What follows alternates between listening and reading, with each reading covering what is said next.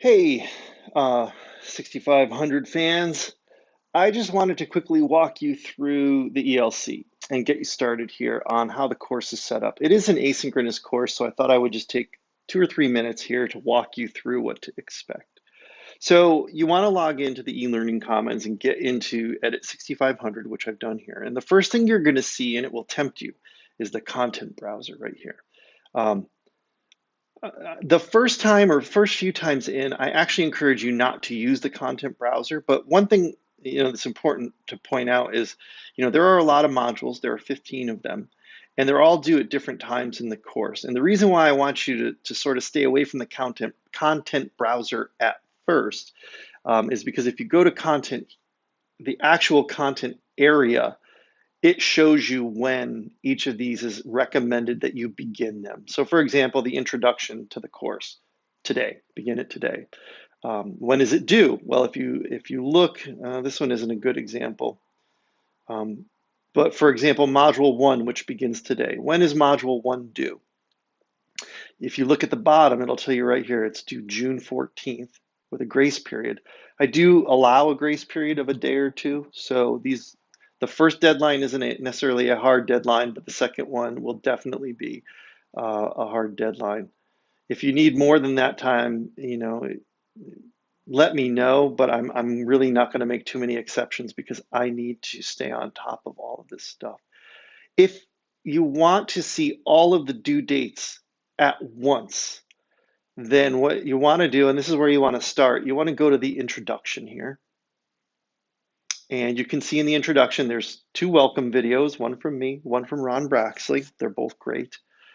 And then if you look at course schedule and points, it's a really simple spreadsheet, but it lays out all the recommended submission due dates. And again, there's a 2-day grace period here, but this is the rough target that you're shooting for. So you want to watch the introduction, today or in the next day or so, maybe over the weekend. You also want to get started on module one over here because it's due the 14th, which is pretty quick, 3-day turnaround. The next assignment's due the 16th, 2-day turnaround. The next one's due the 21st. And so I think printing this or having a copy of this schedule will be really important to have in front of you.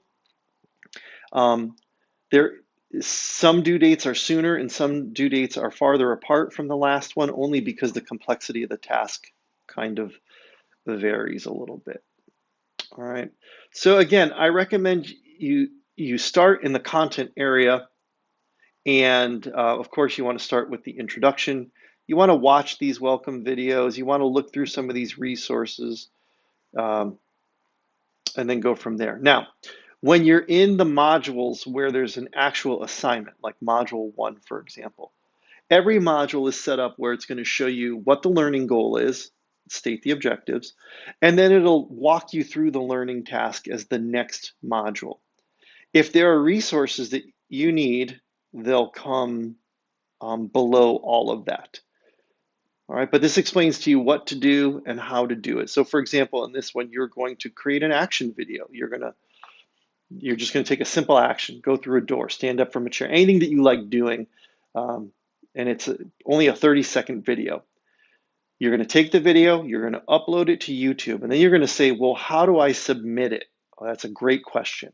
And here's where it gets a little tricky. Everything gets submitted through the discussion boards. So if you click on the learning task and you scroll all the way down, you can just activate a new thread on the right discussion board, just like that. The other way you can trigger a discussion board thread is to actually go to the discussions and find the correct module.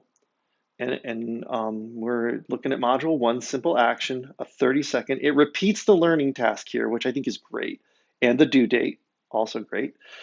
And then you want to make a new post. So you want to go into, see, I'm not a student, so I can't actually go into this. But what you'd want to do is create a new thread inside this topic is what you're going to end up doing. So 2 ways to submit. One is to go to the discussions, find the right module, and add a thread for yourself. 2 is when you're in the content and you're in the module, you actually have to go into the learning task, and then it will automatically start a new thread for you when you click on this. It'll start a new thread in the correct discussion thread. All right. You're probably wondering why make it so hard with the discussion threads? Why not just upload something? Well, we're going to do a lot of sharing. It's an asynchronous class, and so in order to like promote some social presence, we're going to do a lot of discussing across our work and looking at each other's work. And I think that's a really great tool and use um, for that discussion thread. Okay. One thing that I want to add is that in the introduction, it's not here right now. I'm actually going to add a couple of videos that break down how I made my welcome video, just so you can see. I used iMovie on an Apple device, and it'll give you it'll give you some insight into how I cut the video, how I put titles in, how I put other effects in, and that sort of thing. So use those resources as you see fit. But that's part of where this class is heading is, how do you do audio? How do you compose a shot, for example? And so you're going to walk through your learning task and you're going to use the learning resources in order to complete the task. Now, this is a good example. One of the things that you're going to do is you're going to take a photograph that exhibits each of these different composition uh, ideas, concepts, like the rule of thirds. And one of your options is to look through like a learning resource. This is a video of basic shots. There's a basic grammar film slideshow you could look through. If you're like me, I might just go to YouTube. Go to Google and look up rule of thirds and look what pops up. Look, rule of thirds photography. Awesome. Understanding the rule of thirds. Okay, so what is it? Oh, look, it's right here. The rule of thirds involves splitting an image up into 9 segments. It's no coincidence that the two lines intersect where you want the person's eye to go, like where the subject of your photo is. Here's a really amazing one right here. If I can click on that one. Look at how nicely framed and composed this photo is. You've got the person all the way set to the left, but looking to the right. And because this person's in the left third, the other 2/3 create the space where you can tell this child is gazing to the right. And it creates a really nice sense of framing. It draws your eye to the person first, but then what is the person looking at? And you experience what the person is experiencing. Really well done. And that's really what the rule of thirds is there to help with. And you get better at it the more you do it. It's a nicer way. It's more pleasing to the eye. Here's another great one. It's more pleasing to the eye to frame things this way rather than centering all of your images. So anyhow, my bigger point is not about the rule of thirds that I get really excited about because photography is fun for me. But if you don't know what one of these things are and the resources aren't helping you, just look them up. All of this stuff is on the internet, and you'll learn a ton if that's your preferred approach to learning. Okay.